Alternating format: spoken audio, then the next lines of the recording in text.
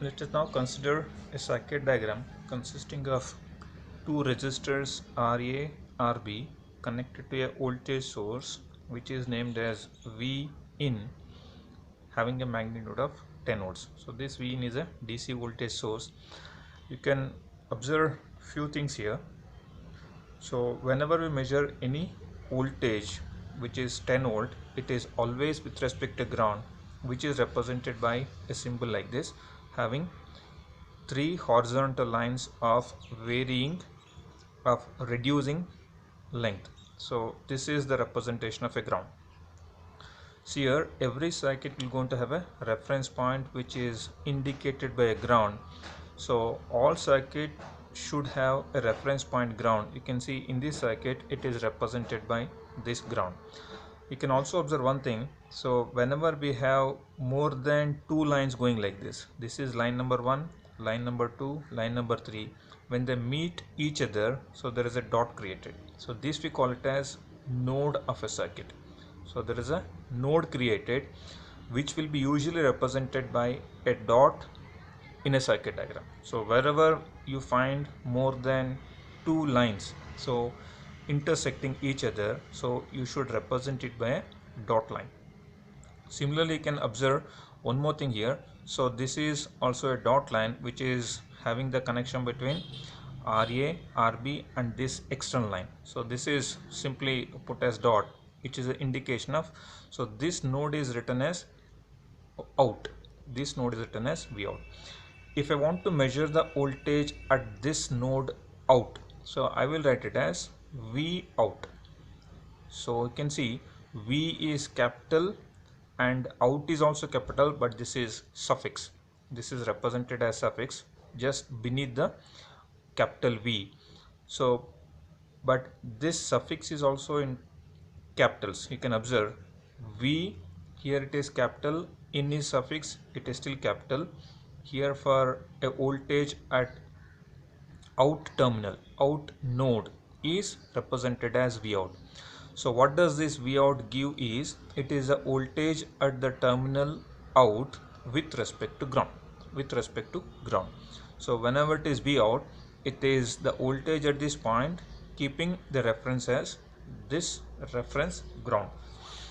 Assuming the resistance of this RA is equal to 1 kilo ohm and RB is also is equal to 1 kilo ohm. So let us try to find out what is the voltage at V out. What is the voltage at V out? So we will represent the V in by, this is the representation, the x-axis is time, this is 0 second, this is 0 volt.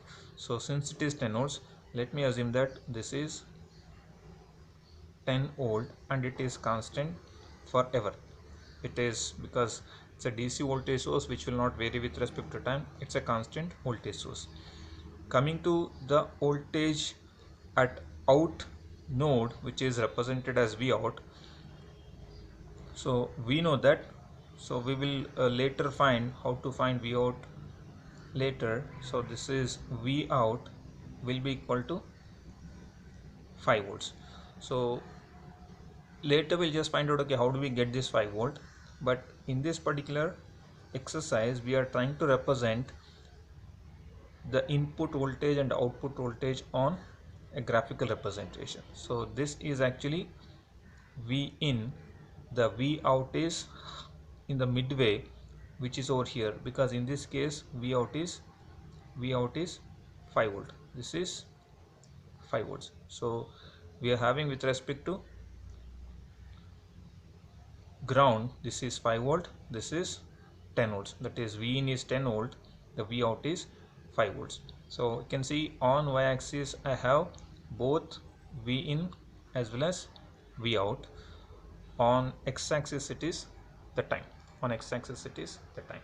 So let us try to find out how do we represent a AC voltage source for the similar type of circuit diagram. So we shall write a circuit diagram using same two resistors. Now let us take a sine wave AC source. So let us have the same circuit which is now represented by RA, RB. This is, see here, now it is V in. I am representing it by small letters. This is terminal out. This is the ground. I am writing a dot here. I am writing a dot here. So I'll take out the terminal here where I'll measure the output voltage. Observe one thing here, the voltage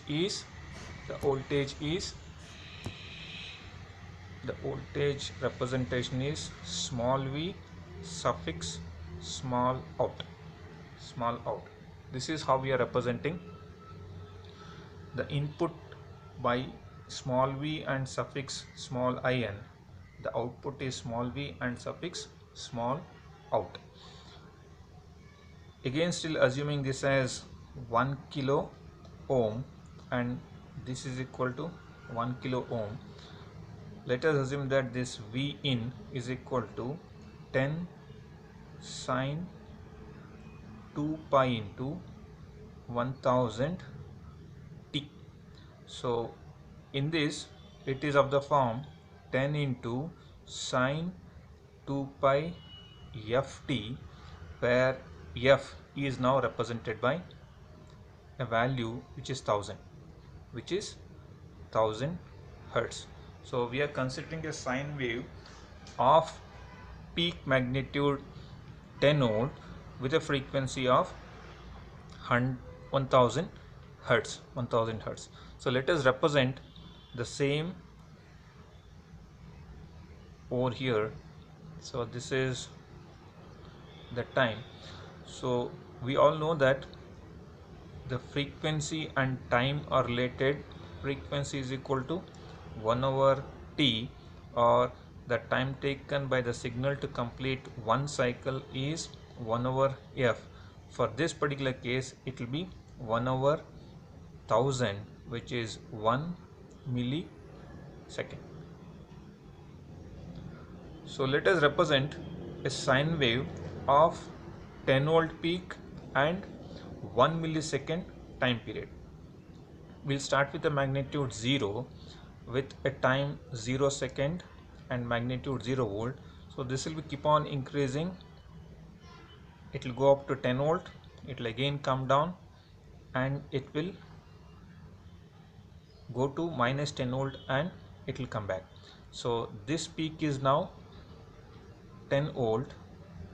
This peak is now 10 volt.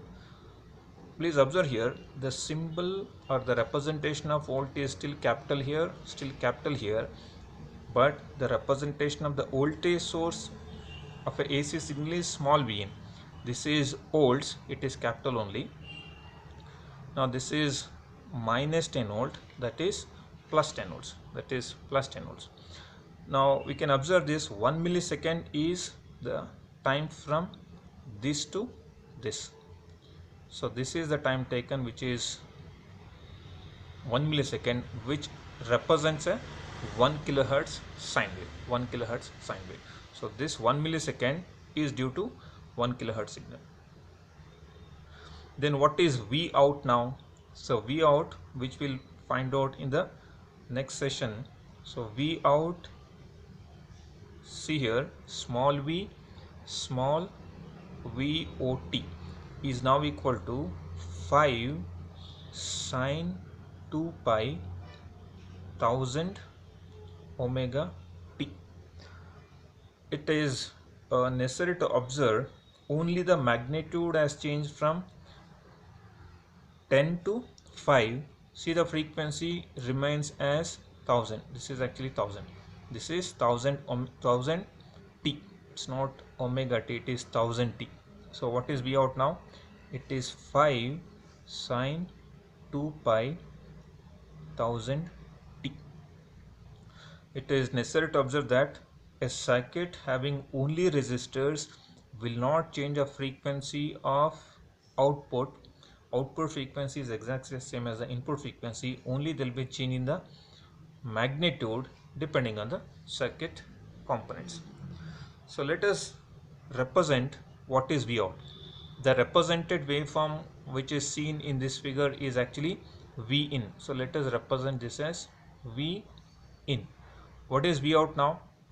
Vout will be represented with a same shape of sine wave, but only thing is that the magnitude is half of the previous one. See here, the frequency remains the same, only thing is that magnitude will be 5 volts, this is minus 5 volts.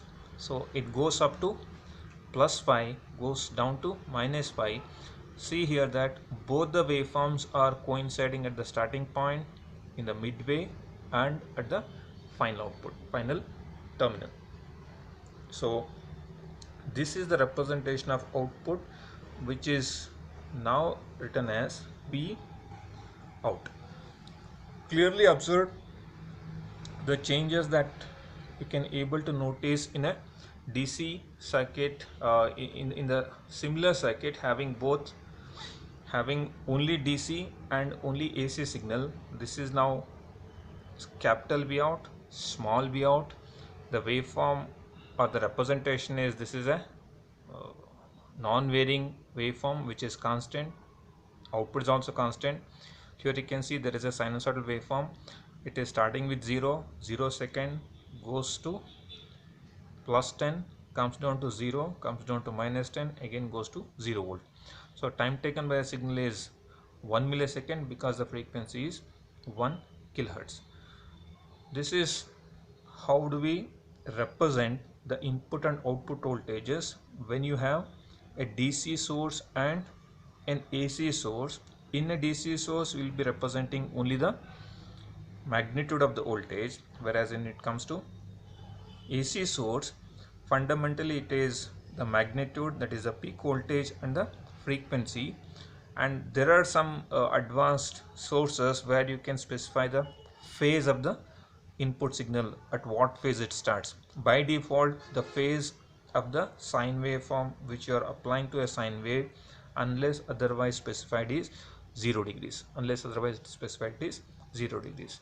So this way we can able to find out what is the difference in writing a DC voltage source and a AC voltage source, and how do we represent them when it is applied to similar type of circuit having just two resistors.